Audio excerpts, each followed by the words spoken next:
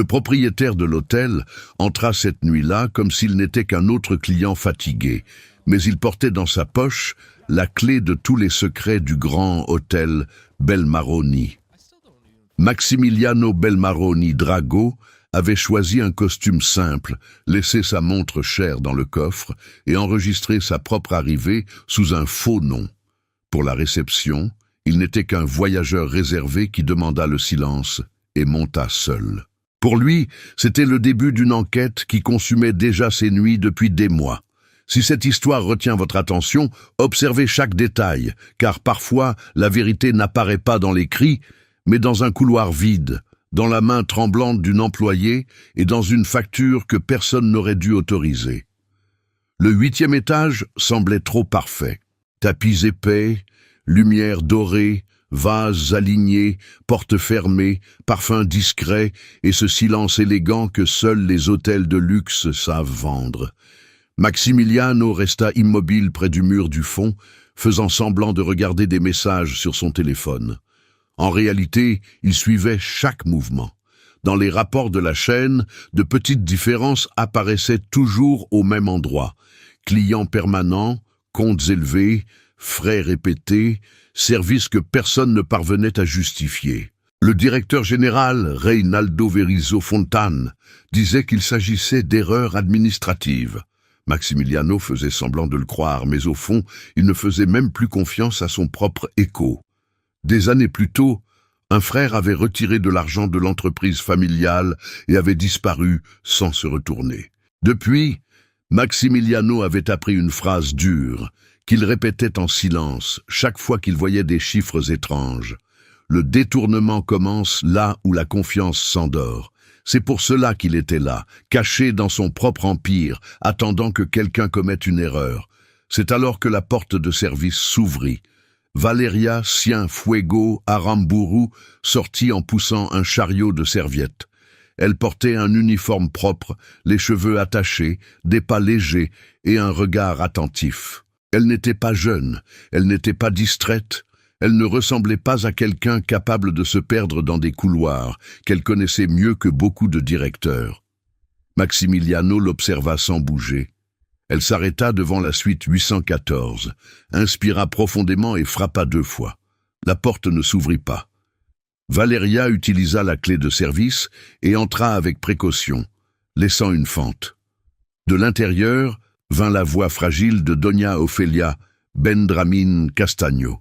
« Valeria, ma fille, heureusement que tu es venue. » Maximiliano fronça les sourcils. « Ma fille. » Ce mot ne correspondait pas à la relation froide entre une cliente et une employée. Il sortit son téléphone de sa poche et accéda au système interne. Suite 814. Séjour permanent. Doña Ofelia, veuve, résidente de l'hôtel depuis des années. Sous son nom, une série de frais attira son attention. Dîners coûteux, blanchisserie spéciale, soins de spa, bouteilles importées, services nocturnes. Tout était autorisé par la direction. Mais de l'autre côté de la porte, la voix de la vieille dame racontait une autre histoire. « Valeria, une autre facture est arrivée. Je n'ai rien demandé de tout cela. Cela fait des jours que je ne sors même pas de cette suite. Comment vais-je payer quelque chose que je n'ai pas utilisé ?» Il y eut un bref silence. « Ne signez rien, Doña Ofelia, » répondit Valeria tout bas. « Je vais découvrir ce qui se passe. Je vous demande seulement de n'ouvrir la porte à personne cette nuit, sauf si c'est moi. » Maximiliano rangea son téléphone. Le soupçon qu'il était venu confirmer commençait à prendre un visage. Et ce visage n'était pas celui de la femme de chambre. Valeria sortit quelques minutes plus tard, referma la porte avec délicatesse et appuya un instant son front contre le bois. Elle semblait porter plus de poids que le chariot ne pouvait en contenir. Alors son téléphone sonna. Elle regarda l'écran et pâlit. Elle répondit précipitamment. « Docteur, c'est moi, oui, je suis la mère d'Ézéchias. Comment ça, il manque une confirmation ? J'ai remis le justificatif. S'il vous plaît, n'interrompez pas son traitement aujourd'hui. Demain matin, je réglerai cela, je vous le promets. » Sa voix se brisa. Maximiliano vit la femme poser une main contre le mur, comme si le sol avait reculé de quelques centimètres. Valeria écouta encore un peu, ferma les yeux et parla presque sans voix. Je trouverai une solution. Ne laissez simplement pas mon fils sans ce dont il a besoin. » Quand elle raccrocha, elle resta immobile.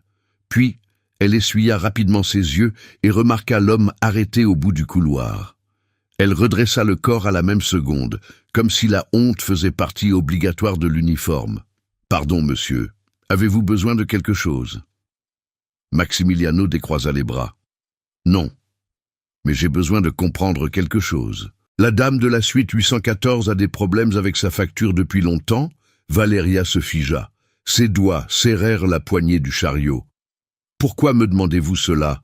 Parce que cet hôtel est à moi. » La phrase tomba dans le couloir sans bruit, mais elle changea tout. Valeria porta la main à sa bouche. Elle reconnut alors la photographie qu'elle avait déjà vue dans les communiqués internes, dans les anciens cadres du hall, dans les articles accrochés dans la salle de formation. « Monsieur Belmaroni, restez calme, Madame Valeria. Je ne suis pas venu vous punir. Je suis venu découvrir qui utilise mon hôtel pour tromper les personnes qui lui font confiance. » Elle regarda la suite 814, puis l'ascenseur de service. Elle semblait mesurer l'ampleur du risque. Pendant des années, elle avait appris que trop parler coûtait cher. Mais cette nuit-là avait déjà exigé d'elle tout son silence. « Doña Ofelia est comme une famille pour moi, » dit-elle enfin.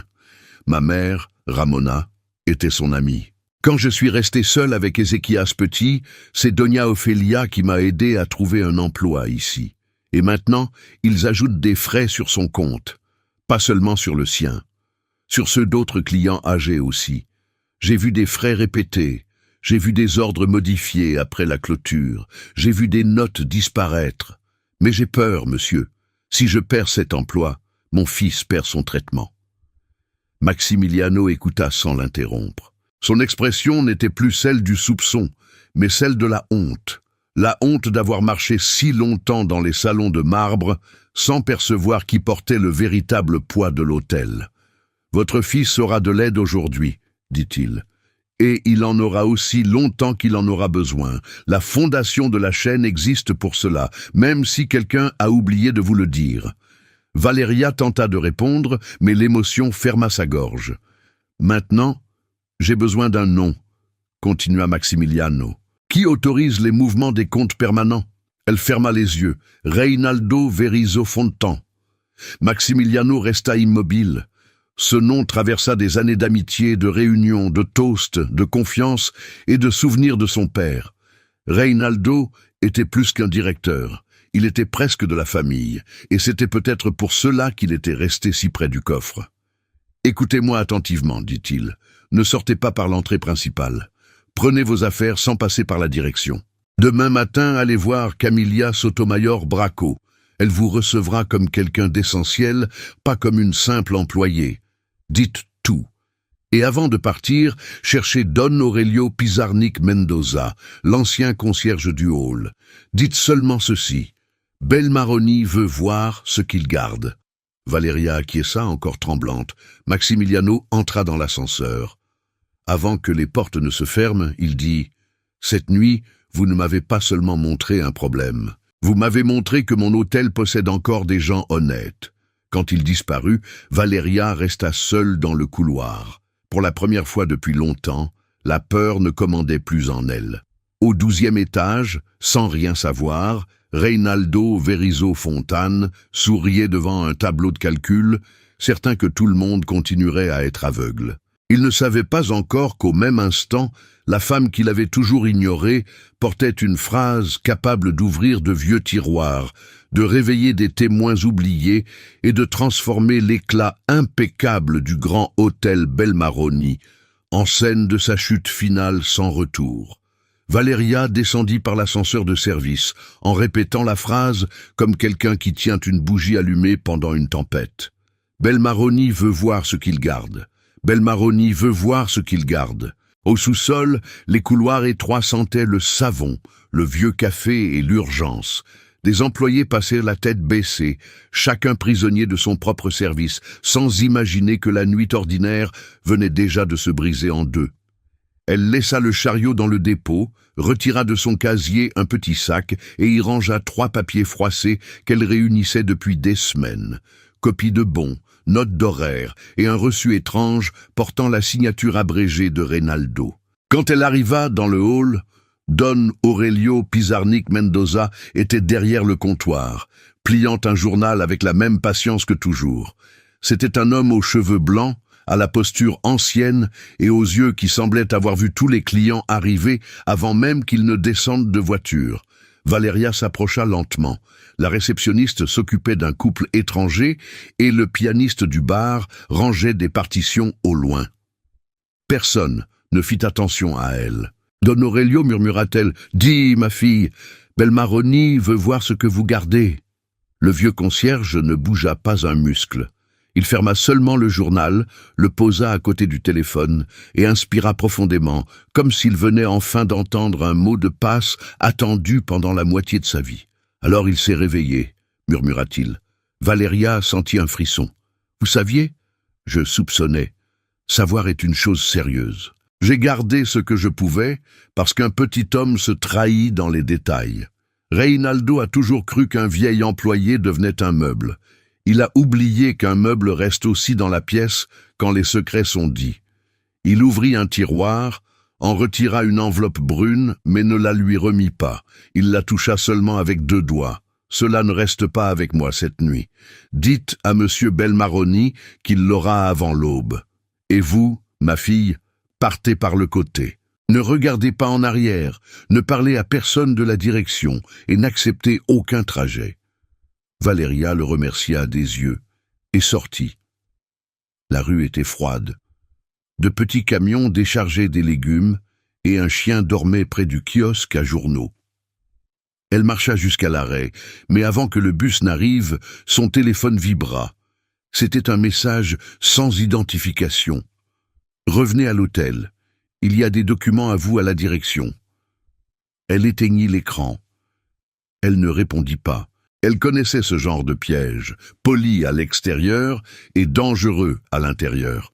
Elle continua de marcher jusqu'à l'avenue la plus éclairée et appela une voiture par application.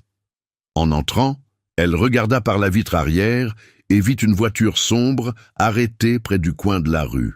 Elle ne parvint pas à distinguer le conducteur, mais remarqua les phares s'allumer au même instant où sa voiture démarra.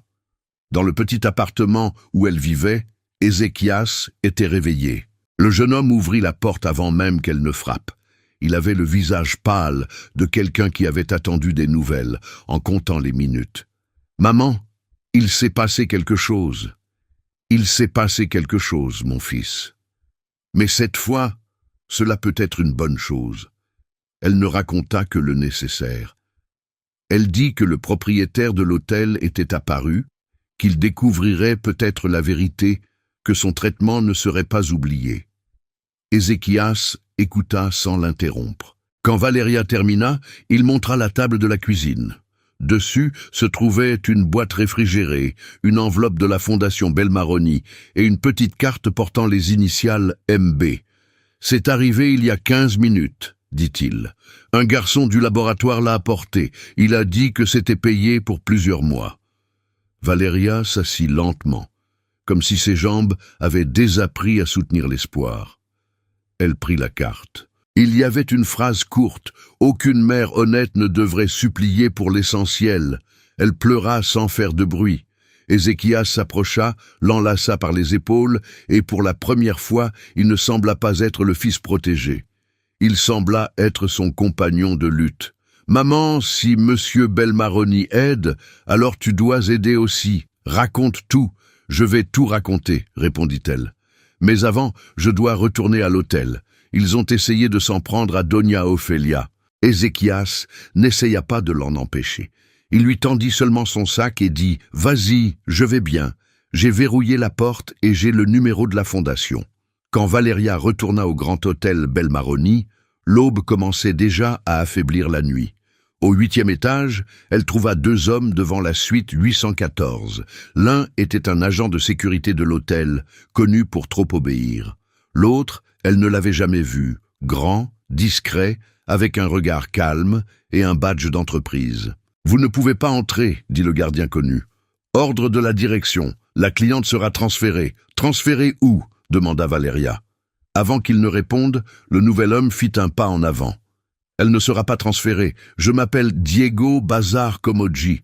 Je suis ici sur ordre direct de M. Belmaroni. La suite 814 reste sous protection corporative jusqu'à nouvel ordre. » Le gardien connu s'affaissa.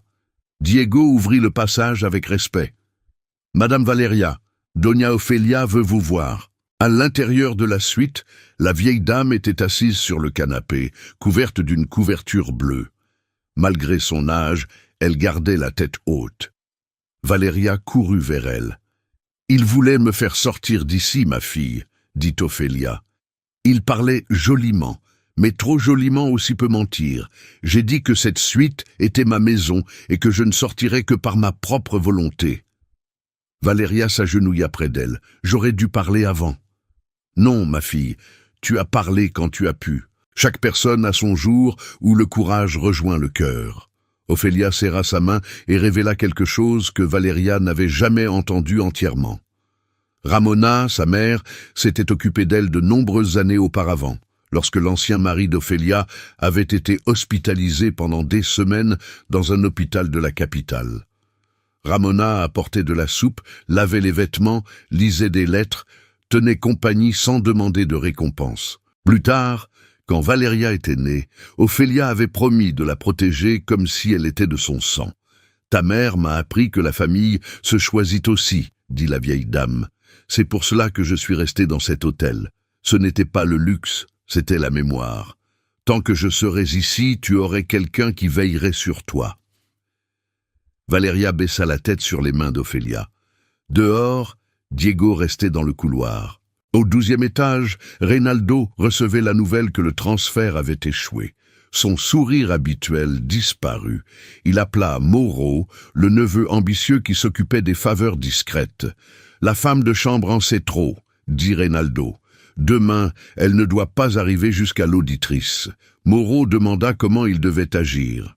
« Avec une apparence de gentillesse, » répondit l'oncle. « Offrez de l'argent, une démission, du silence, sans scandale. Sortez simplement Valeria du chemin avant 9 heures. » Mais Reynaldo ignorait qu'à ce même instant, Don Aurelio remettait déjà à Maximiliano l'enveloppe gardée pendant des années, copie d'ordre, date, signature et billets, qui montraient comment la confiance avait été détournée sans bruit.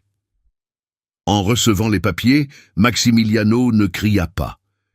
Il resta seulement silencieux, regardant une signature connue se répéter comme une tâche. Il appela Camilla Sotomayor Bracco.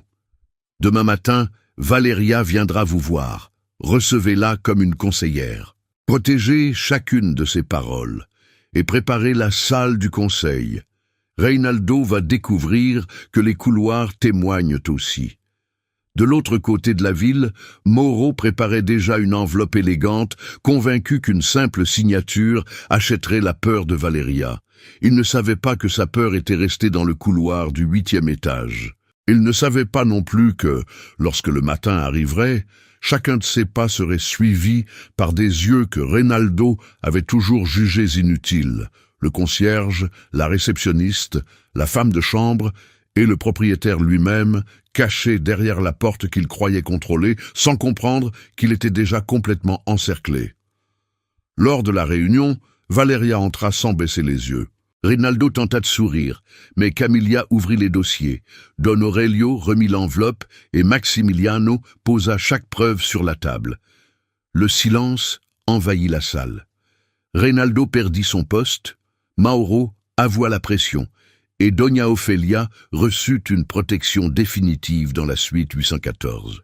Quelques jours plus tard, Valeria fut promue pour s'occuper de l'éthique interne des hôtels Belmaroni.